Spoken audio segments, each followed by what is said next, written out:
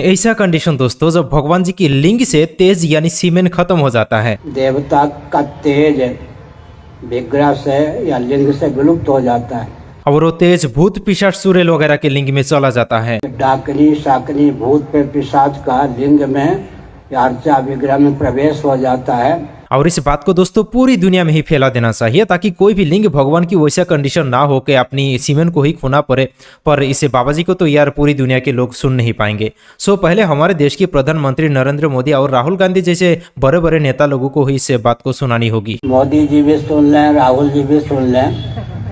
आखिर वो कौन सा कंडीशन है जिस वजह से भगवान की लिंग से सीमेन गायब हो जाता है, जो हम आगे जान पाएंगे। और जो कंडीशन यार इंसानों के साथ ही जुड़ा हुआ होती है। व्यापक परमात्मा को अर्चा विग्रह में या लिंग में उद्भासित किया जाता है। ये सब बात दोस्तों ये बाबा जी उस वक्त बताने की कृपा करते हैं जब एक हिंदू भाई ने इसे बाबा जी के पास आकर सवाल पूछते हैं उनके लिंग भगवान के बारे में कि हम हमारे लिंग भगवान को छूकर पूजा कर सकते हैं या नहीं। करके शिवलिंग का स्पर्श करता है खुद से दूर। और ये बाबा जी उनके धर्म की किताबों का रेफरेंस देकर ही इन सब बातों को बताते हैं। मुझे तो लगता है कि उनके जो लिंग भगवान है वो उस वक्त उस हालत में कुछ ज्यादा ही गुस्सा हो जाता होगा। तो इसकी जवाब में हम मुफ्ती असीर नदीम साहब की एक क्लिप को भी देखेंगे जहां वो एक हिंदू भाई के एक सवाल का जवाब देते हैं। जो सवाल था अल्लाह को छोटा और लिमिटेड बनाने के ऊपर। अगर जो हमारा क्रिएटर है अगर वो लिमिटेड हो जाए जैसे हम लोग हैं, जहां पहले तो उस भाई साहब ने मुफ्ती साहब को पूछ कर और उन्हीं के एग्जाम्पल दे देकर अल्लाह ताला को लिमिटेड बनाने की कोशिश करते हैं,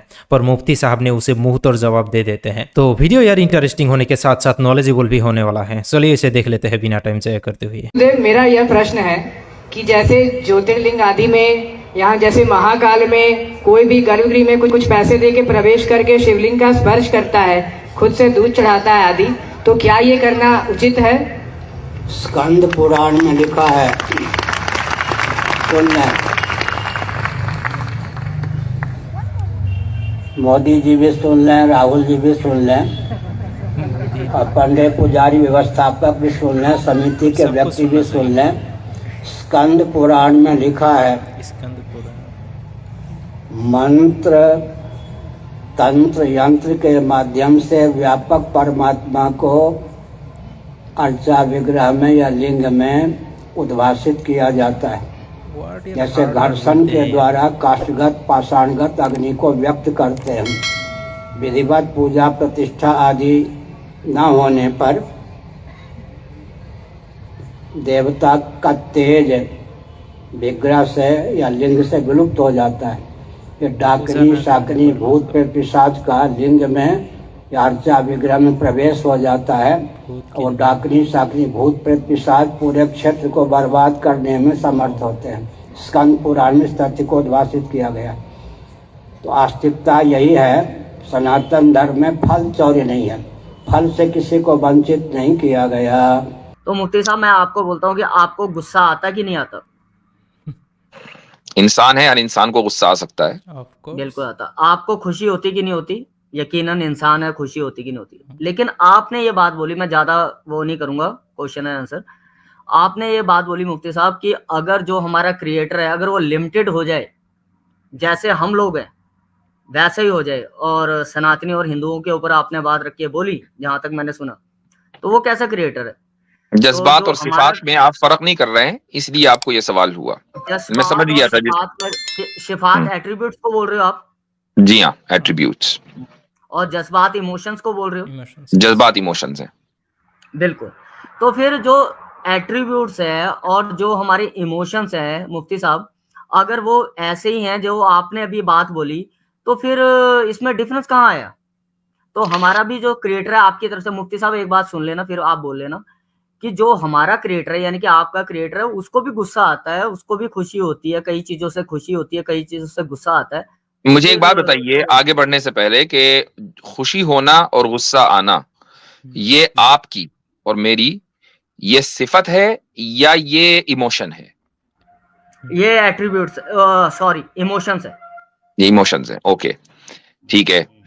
अच्छा, जब आप बहुत गुस्से में हो, कोई भी वजह हो, बहुत मूड खराब है आपका, सख्त गुस्से में है, उस वक्त आप उतने ही ज्यादा खुश भी हो सकते हैं। नेवर। जिस टाइम पे बहुत गुस्से में टाइम पे। हाँ, अगर कोई एक बात ऐसी मिल रही हो और एक बात दूसरी साइड में, बहुत मुश्किल होता है, लेकिन कई बार ऐसे केसेस भी हो सकते हैं। नहीं होता। जिस वक्त अब आप खुश होंगे उस वक्त गुस्सा नहीं होगा, जिस वक्त नहीं, गुस्सा कई होंगे तो उस केसेस वक्त खुशी ऐसे नहीं हो होगी। सकते हैं मुफ्ती हाँ साहब, ये कई केसेस ऐसे हो सकते हैं। बहुत ऐसा मुश्किल है, होगा ना कि लेकिन आप गुस्से में हैं, अचानक कोई आपको खुशखबरी मिली, गुस्सा खत्म हो गया, अब आप खुश हो गए। हाँ वो गुस्सा खत्म हुआ ना, तभी तो खुश हुए। हुँ। दोनों हाँ, चीजें हाँ, एक साथ बिल्कुल। तो नहीं हो सकती ना, कि आप 100% गुस्से में हो और 100% खुश हो, एक साथ चल रहा हो काम, ये पॉसिबल नहीं है। क्योंकि आप जब जज्बात के कंट्रोल में होते हैं तो एक ही इमोशन, एक तरह का ऑपोजिट, अगर दो कॉन्ट्रडिक्टरी इमोशंस हैं तो एक इमोशन आपके ऊपर आएगा, दूसरा इमोशन नहीं आ सकता। यही इमोशंस कहलाते हैं, ये एट्रीब्यूट्स नहीं होते हैं। खुदा का जो गुस्सा और उसकी जो रजा है, जिसको हम उर्दू में खुशी कह देते हैं, उसी को अरबी में रजा कहा जाता है। उसी को अंग्रेजी में प्लेजर बोल देते हैं, for the sake of God's pleasure. तो ये जो है ये एट्रीब्यूट्स हैं। एक ही वक्त में अलग अलग एट्रीब्यूट्स एक इंसान के अंदर भी हो सकते हैं। तो खुदा के अंदर तो बदरजा औला होंगे, ठीक है। अच्छा, अब खुदा का जो गुस्सा है, मैं बता रहा हूं कि जब एक इंसान को गुस्सा आता है तो मुझे और आपको अंदाजा है कि हमारी कैफियत क्या होती है। जब हम बहुत सी मर्तबा गुस्से में इंसान को कुछ समझ में नहीं आता कि वो क्या फैसला ले। खुशी बहुत ज्यादा होती है तो बहुत से लोग खुशी में काबू अपने ऊपर नहीं रख पाते, खुशी में नाचने लगते हैं। दोनों तरह की चीजें दुनिया में आप देख सकते हैं। खुदा का जो गुस्सा है वो पर्सनल लेवल पर नहीं है, और खुदा की जो रजा है वो भी पर्सनल लेवल पर नहीं है। खुदा की रजा का मतलब है सवाब देना, और उसके गुस्से का मतलब है सजा देना। तो एक जज है, मसलन एक जज, अगर आप उसकी अदालत के अंदर कोई केस लेकर जाएं तो वो आपको सजा देगा या आपको छोड़ देगा। तो क्या आप ये कहेंगे कि जज साहब अपने इमोशंस की वजह से ये काम कर रहे हैं? नहीं, जज की ये सिफत है कि वो सजा देगा या छोड़ेगा, मुल्जिम को जाने देगा और उसको बाइज्जत बरी कर देगा। खुदा ताला जो कि इंसाफ कायम करने वाला है, रिस्क देने वाला है, उसके अंदर इमोशंस नहीं है, उसके अंदर एट्रीब्यूट्स हैं।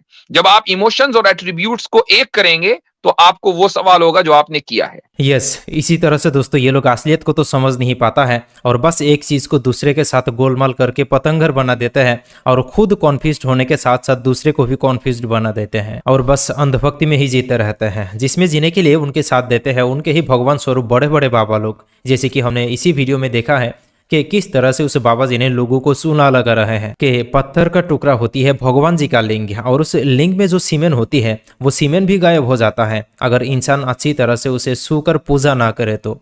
मतलब यार कुछ भी चलते हैं इनके यहाँ। खैर, आज की इस वीडियो में इतना ही। अस्सलाम वालेकुम।